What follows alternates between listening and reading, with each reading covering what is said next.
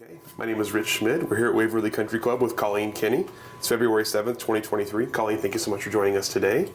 And the first question to start things off is why wine? I fell into the wine industry. When I graduated from college, I had been in hospitality as a side job, and I worked for a company at the time that heavily believed from promoting within, and I became a beverage manager at Bartoma in Chicago. They placed me there, so I had no wine knowledge at that point, and the entire list was Italian, so it was quite the challenge to learn Italian and learn wine at the same time. And soon enough, I fell in love with the stories and had my, of course, aha wine moment there. And from there, I had a bartender who had just passed his certified sommelier certification. He's like, do it. And I was like, I can't take that test. Are you kidding me?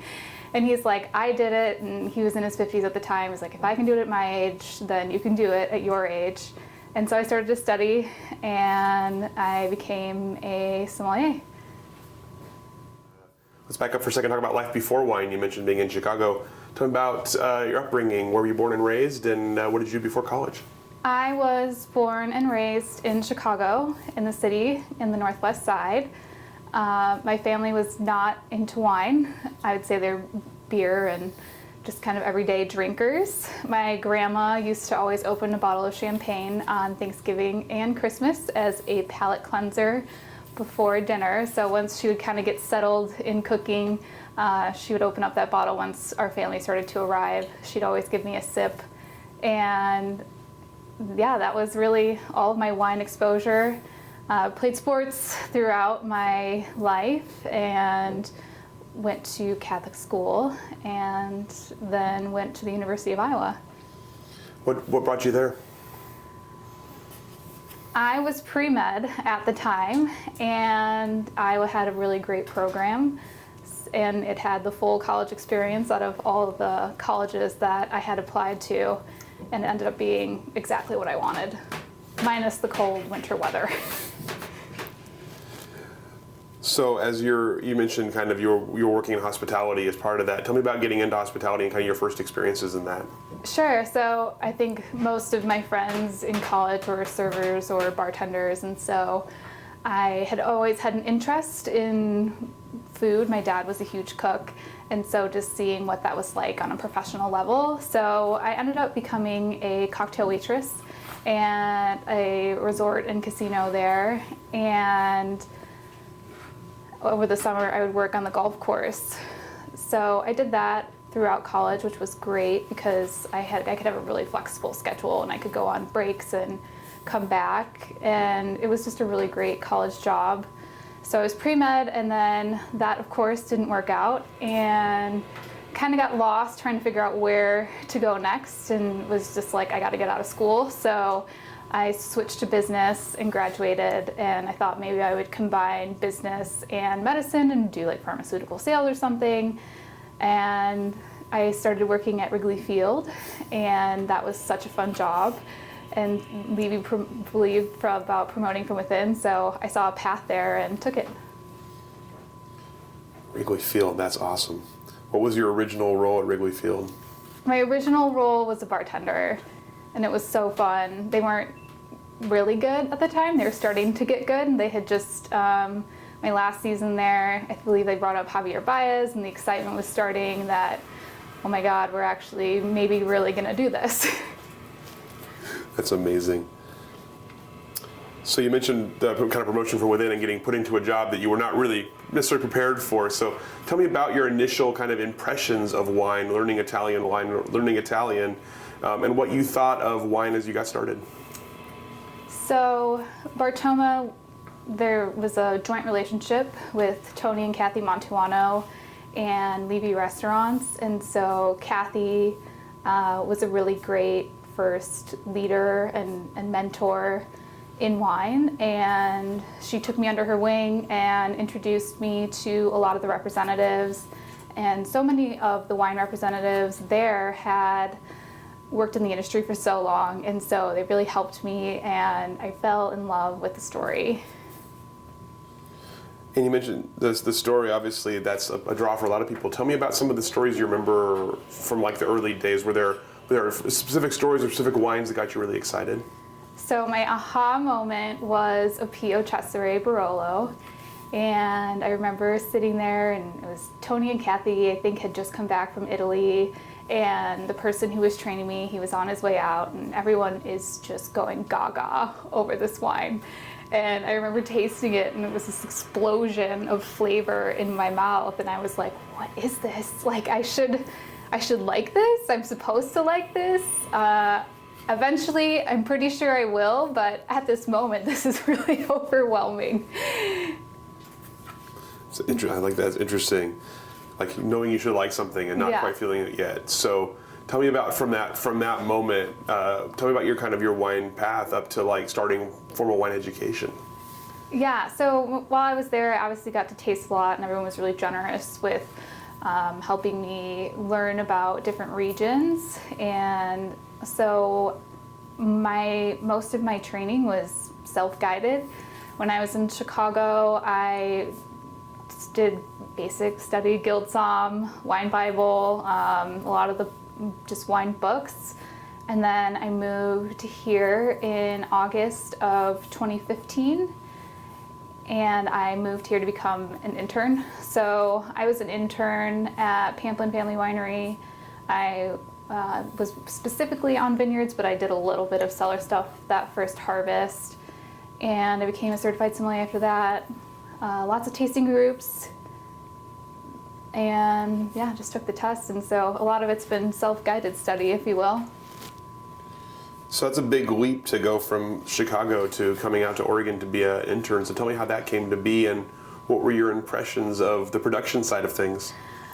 So I passed my introductory sommelier exam in June of 2015. And I had been looking to leave Chicago, and when I passed that exam, I was like, what do I do with this? So I started looking on Guild Psalm at jobs, and Harvest Interning popped up, which then led me to winejobs.com. And I applied for harvest jobs in Oregon, Washington, and California.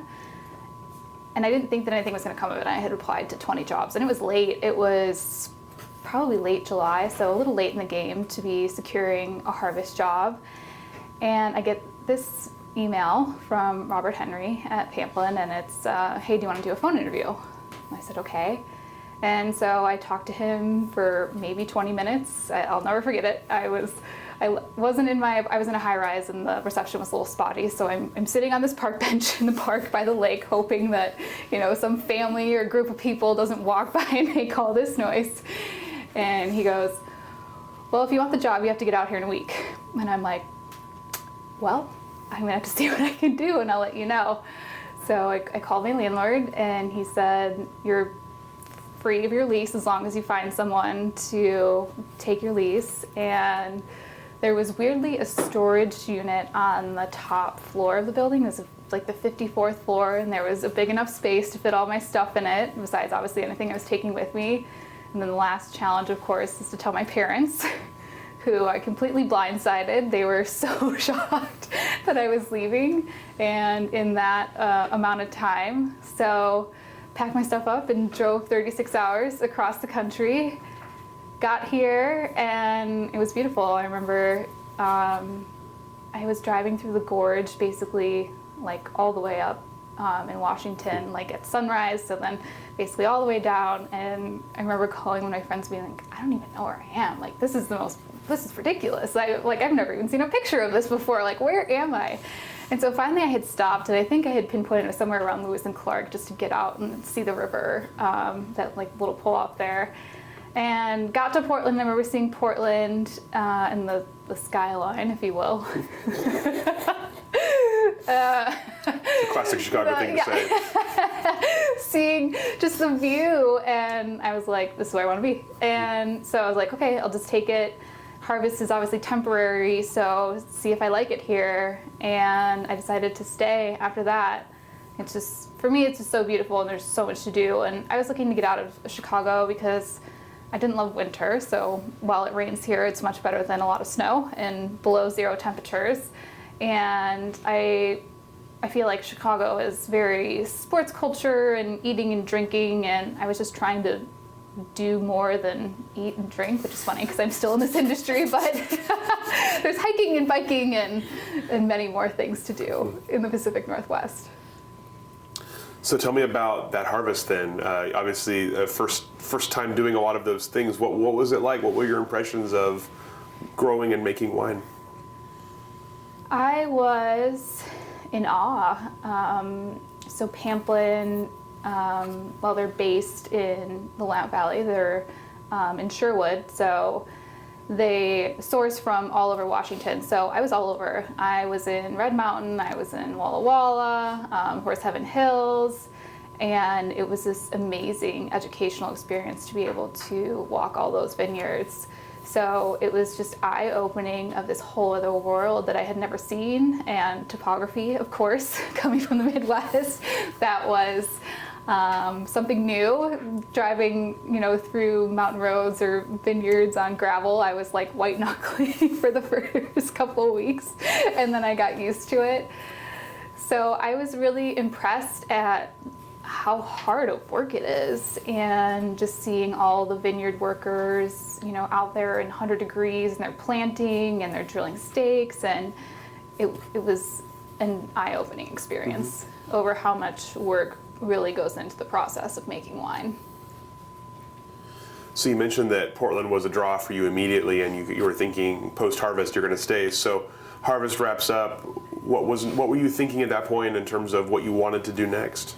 I was praying for a long harvest, because the longer the harvest was, the longer I was employed. But that was a warm year, so everything came in pretty quick. I was done, I think, the first week of October. And then I was just like, all right, I'll find a restaurant job. And it was really competitive at that point. So I found a job as a server bartender that grew at Nicoletta's Table in Lake Oswego. And at that point, what were you thinking like you wanted to do? Like you had your SOM education, you had one harvest under your belt. What were you sort of hoping for? At that point, in a way, I had sworn off management. So working for a corporation is, I think, challenging in its own right. There's a lot of processes, and there's a reason for that. And I had worked a lot, so I didn't have this idea of what it could be like to work for someone smaller. I had thought all restaurants were the same, and especially in Chicago, it's a lot more cutthroat.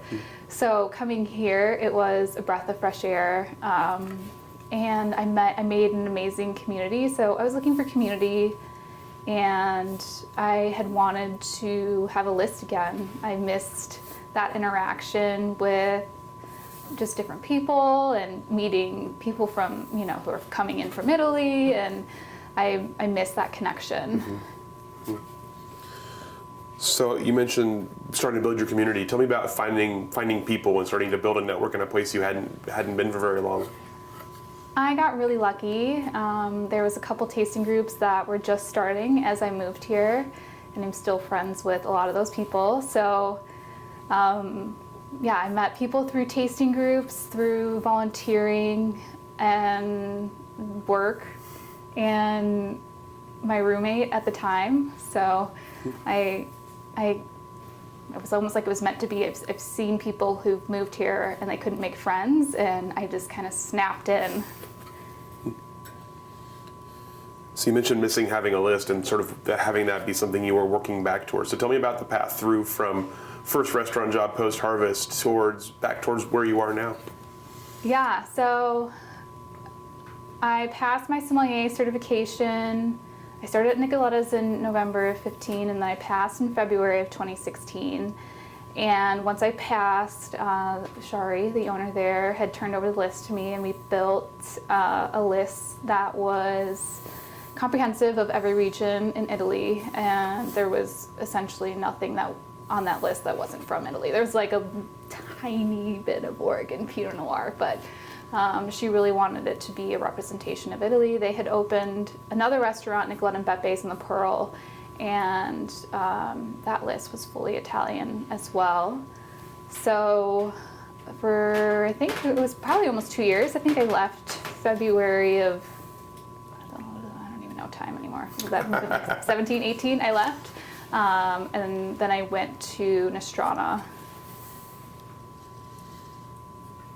So before we get to Nostrana, tell me about having a list again, and at that point, being a certified sommelier, what was it you wanted to sort of implement into a list that, as you were building it or as you were kind of tweaking it to your style, what was important to you about a wine list at that point?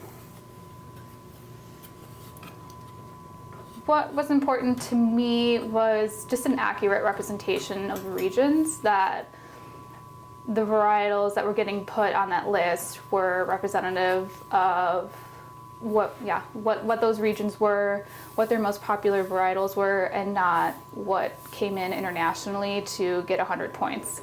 So that was my main focus, and having a mix of classic producers versus smaller producers that not everyone had seen of. So there were those items on the list that we could hand sell and say, hey, have you heard of this person? Because in that area there are a lot of people who are well traveled, so they do like to see, oh my gosh, I've been to this winery before. Like I remember Vigna Maggio being on, we had it on by the glass for a while, and people would get so excited to see it because they had been there. But there's also this excitement over, oh hey, why don't you try this bottle, or maybe here's this wine, you like Nebbiolo, but how about we try it from Lombardy, and you could see the variance in what Nebbiolo can do.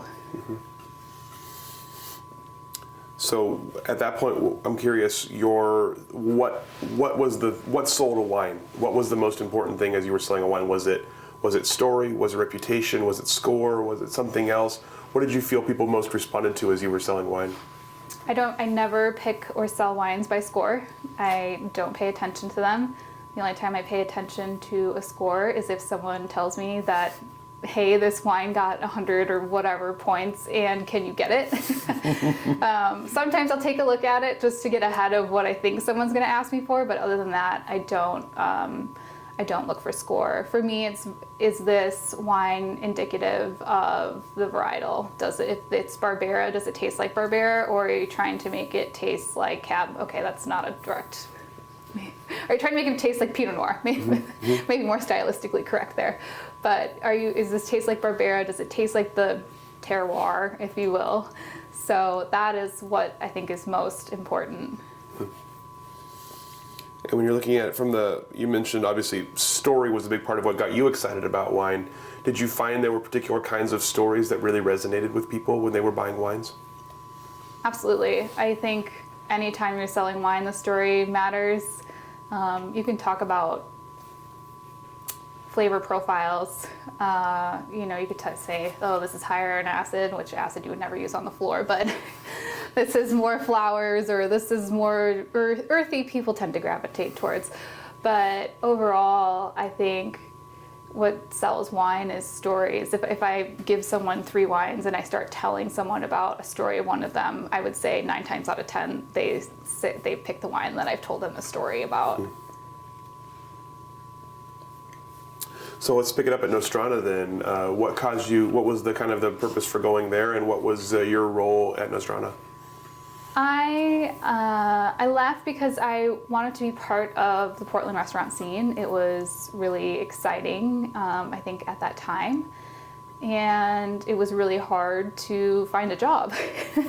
So it was, again, the pool was it was so competitive. And I had interviewed at Nostrana for 3 months before I got the job.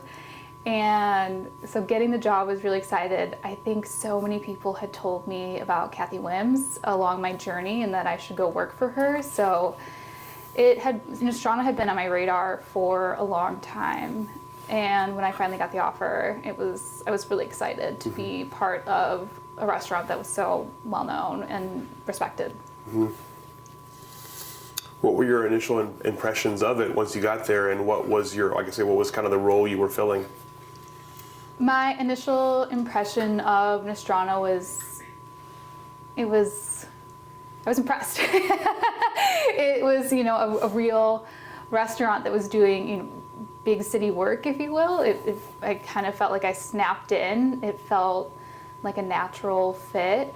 I was and still am to this day so impressed with that kitchen. I mean, everything comes from scratch. They have not a huge workspace, and the amount of volume of food that they put out is truly incredible. So as you started working there, then tell me about getting comfortable with a new list and what you brought to the place. Yeah, so Austin Bridges is the wine director there. He was the wine director when I first got there, and so I saw a whole new side of Italy. I would say the approach is more sustainable and natural focused at Nostrana. There's still so many classics on the list, so it was great to see a different approach to Italy and to hear so much more talk about farming. I think that being at Nostrana really opened my eyes to this conversation about farming and how this grape is being, how it's being raised, if you will. Mm-hmm. So what comes next for you then, after Nostrana? So the pandemic hits, and we don't know what's going to happen. Our restaurant's going to survive, and this was before we even knew that a stimulus was a thing. So I had always said that I would work harvest whenever the opportunity presented itself in my lifetime, and I felt that this was a great time to go work harvest because who knew what was going to happen next, and I needed a job. So if I was out of work for a couple months, then at least I knew that I would be in work in a few months. So I had interviewed with one winery, and they had tipped me off that none of the interns that normally come over from France could get a visa. And so I reached out to someone I knew, and I said, "Hey, can you send my interest over to Roeder Estate?" And she said, "Yes, of course." And within a week, I got an email back from Jeff, the winemaker at Scharfenberger. So Roeder's owns Scharfenberger. And he said, "Hey, we've got room. You're gonna have to brush up on your Spanish, but if you want to come, then we'll put you up." And I said, "Okay." So the way that it had worked out was perfect because I guess they had learned just the week before that they wouldn't have their interns. So the timing was serendipitous. And where's that winery? That winery is in a very small town, Philo, California, in the Anderson Valley. So tell me about that harvest then. That harvest was I look back on it and I can't believe that I even left of August of 2020 to go work harvest. It was challenging in its right? We're all so scared in a way and all masked up all the time, and there's really not as much social activity. Harvest can be this really fun social time, which was fine. My roommates and I really dug into that area and that part of the country. We went tasting, all up and down the area there. We'd go down to Sonoma. I had friends in Napa, so it was this really cool experience of just diving into the wines in those areas and eating what we could. And what made you want to be there for that harvest in that part of the world? I wouldn't say that it wasn't, I wanted to work a sparkling harvest. So that was what was really important to me, was that I wanted to have a sparkling harvest under my belt. So at the end of that, then, still not a whole lot of certainty going on in the world at that point, at the end of harvest of 2020. So what came next for you, and what was the world looking like to you at that point? I had this moment there that I feel like there was a lot of avenues that I was considering taking at that time, and it was one of them was, do I really want to do winemaking full time? And I didn't want to, and this is no offense to any winemaker out there, but I didn't want to scrape my way through. I think it's really hard to work your way up as a winemaker, and I have so much respect and admiration for winemakers, and I didn't want to hate it. I love it, and harvest is so fun, and I didn't want to end up resenting it and being like, I never want to drink wine again. I was afraid because I'm just so passionate, and I just love being part of it. So having this experience where I was solely focused on wine and being in the cellar way past harvest, that was a really fast harvest. We had everything in before Labor Day, and I was there through the end of October. So I had this experience of being in the cellar, which was great, and I got to see so much finding and filtering and just so many parts of the process that I would have never seen had I not been there for so long. But I had this epiphany of, I don't think that I want this full time. And I remember Robert from Pamplin saying that whenever he looks at a resume, if he sees people hopping around for harvest, that they just kind of get the harvest high and they don't ever want to settle. And so I was like, oh, maybe I just like harvest. So I realized I didn't want to do that full time, and I started interviewing for essentially anything that was open. Mm-hmm. And I interviewed here. I had actually interviewed here the year before, almost the exact same time for the exact same position, but I didn't get it, and then that person had left, and so I had the HR person's contact, and I reached out and I said, hey, I'm interested still if, that didn't come to fruition, but we're cool. Am I still eligible? And they brought me in for an interview almost right away. What was it about here, besides just looking for anything, was there anything particular about here that was exciting to you, and what did you sort of see the role as becoming as well? What did you see the role you were going to take? So when I was at Nicoletta's, I had heard about Waverley for a long time, and it was on my driving down 43 and seeing it, and it seemed like this mystery. And I don't know, I had always had my eye on it, and it was like, I want to be there. It seems exciting. People spoke so highly of Waverley. And I saw a little bit of the list before I got in, and I realized that I could run a large wine program here, a worldly wine program. So that was what one of my goals was leaving Harvest, was I had been in the Italian world for so long that I wanted to connect with people in my backyard and work with people in California.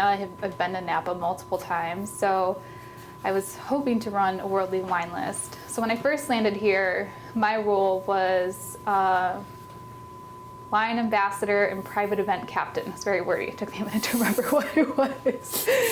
And after about 4 months here, I took on my role now. So after all that time spent with Italian-focused wine lists, what was it like having that kind of the worldly wine list finally? It was exciting.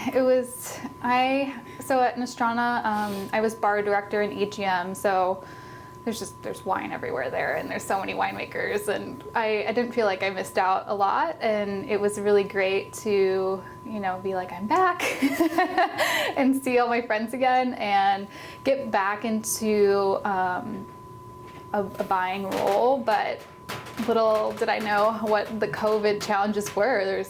It was really challenging to get started again, and just with all the shipping delays, and I feel like we're finally heading into an easier path, or we're starting to get back to, we figured out all the shipping challenges and we can have wine in stock and ready to ship. It was a scary couple of years about for getting wine to a place at a time. Yeah. Tell me about approaching a wine list like this that was established, but wanting to put your own mark on it as well.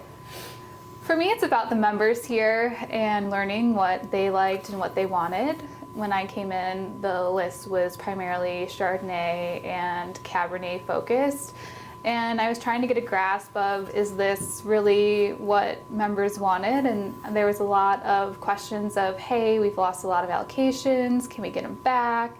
I don't see any variety. So it was learning what members really wanted and having an idea of what they wanted and then bringing that here. This list is pretty classic. Every once in a while I get to the question of what's orange wine, and so I haven't brought in any yet, but I'll probably bring in a couple bottles just for the curiosity of those who are curious. But overall, it's not about me being here. It's about giving them what they want and showing them smaller producers or finding out, hey, I like this style, and then bringing in newer items for them. We have, over the summer, pizza and Pinot every Thursday night, so we have wineries here every Thursday, so that's a really great way to show the membership, like, hey, have you heard of this person, or have you seen this wine, and to get them excited because they can taste through. So you mentioned sort of trying to bring in some sort of newer things to a fairly classic list, and also, you know, you want to observe what people want and what they want on the list. So tell me about how you discover wine at this point. What are you looking for when you're looking for something to add to this list potentially?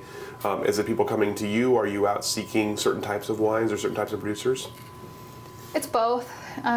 Still working on getting a lot of our allocations back and getting some of the rarer wines of the world.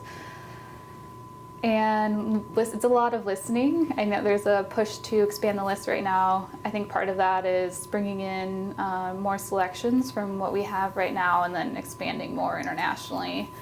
Our members are really wine savvy and they know what they like and they know a lot about wine. So really trying to please them. Mm-hmm. What kind of challenges does that present for you to have such a savvy customer base? I love it.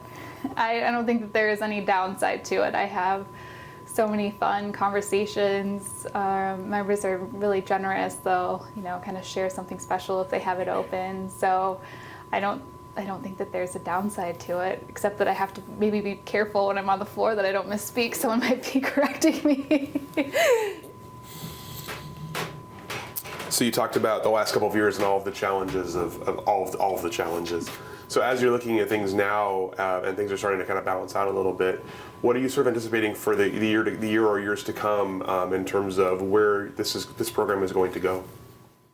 I think this program is only going to continue to get better, and part of this cellar wasn't kept up with, of course, because of COVID. No one knew what was going to happen, so it's really just adding to the collection that's here and making it, I would say, like any of the great lists that are out there, hopefully getting up to that caliber. I think of, like the Ringside and things like that, just kind of getting up to par with hopefully some of the great restaurants that are around. What about as you look ahead for yourself now in this role and otherwise, what are you looking ahead to, sort of professional goals, personal goals on the horizon? I would say professional goals are to keep on keeping on. I'm really content right now. I'm pretty involved with Salute. I'll be a captain this year at IP&C. So trying to continue to build community and help those around. That's awesome. Well, I'm glad to hear that. Obviously, you're not focused primarily on Oregon wine or only on Oregon wine, but I'm curious about your impressions of Oregon wine, having worked in it and around it for as long as you have. What were your initial thoughts on the wines here and on the people making them, and how, if at all, have those thoughts changed? Having an Italian palate and coming here, it took a while to adjust to Oregon Pinot. So it's been an interesting journey that now I fully embrace it, having lived here for almost 8 years now. I think Oregon is really conscious about the impact that it has on the earth and farming and trying to be sustainable, or with sustainability, or practicing more biodynamic practices, and I think that's a huge focus that I love about Oregon and how grassroots it still feels. We'll see how that continues. Sure. On that note, then, what do you see as you look ahead for the future of Oregon wine? Oregon's in a really interesting place. We've had these challenging years where it feels like everyone just had their head down. We had these fires, it's like COVID, and there's these fires, and no one can travel to sell wine, and then we have frost, and there's glass shortage, and there's been so many challenges that it feels in a way that we've been in survival mode, but at the same time it's been interesting because there has been this interest from the outside, and there's these big names that are coming into Oregon. When I travel now and I say I'm from Oregon, it's interesting that people will be like, oh, there's Pinot, or oh, the Willamette Valley, and I'm like, oh, you're catching on, okay. And before it'd be like, what's in Oregon? Is there snow? So I think that Oregon is really having an identity and starting to have an impact outside of the West Coast. Mm-hmm. You mentioned obviously the challenging harvests and growing seasons of the past few years. As you sort of look ahead, is Oregon equipped, I guess, from your perspective, to handle challenges of that magnitude? Yeah, the beauty of Oregon is that it's community. It's a win for one winery is a win for everyone. Or and I don't think any winery would intentionally leave someone behind. So a win for one winery is a win for the valley. Mm-hmm. No one wants to leave anyone behind. I feel like everyone is working towards this goal of promoting Oregon wine and putting us on the map, which it seems like it's working.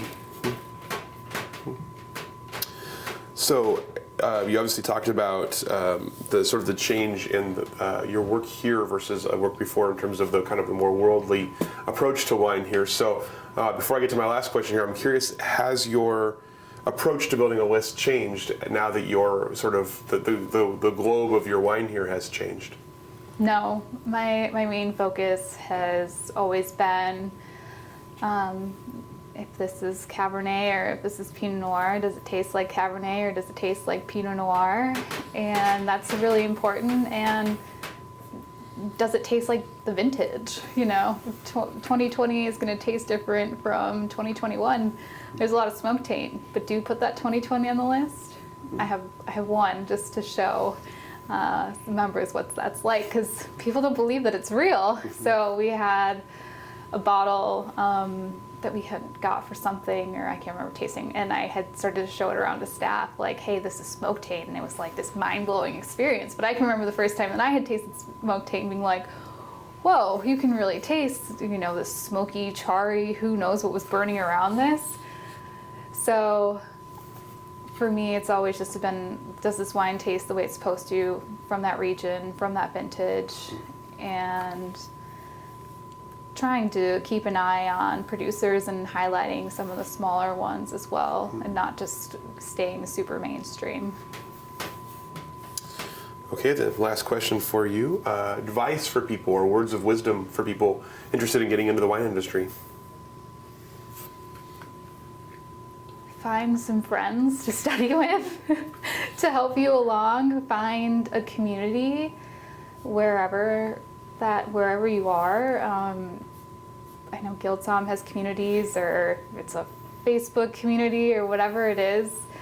Find people to study with. It helps you. It helps you to talk about wine, to resonate whether you're reading and writing, and then to talk about it. You have to talk through it to be able to really understand what's happening and be patient. It's a journey. I don't regret a minute of it, but there was someone I was talking to this summer, and they're like, what do I do? I want to keep going, and I want, this job. And I'm like, you just got to keep going, keep pushing. It just takes time. Good advice. I appreciate it. Thank you. All the questions that I have for you today, is there anything I didn't ask that I should have asked? Anything we didn't cover that you'd like to cover? I don't think so. Excellent. Well, thank you so much for your time, for your hospitality in this beautiful space. Of course. Sharing your story with us, and we'll go ahead and let you off the hook. Okay, cool. Thank Thank you. you.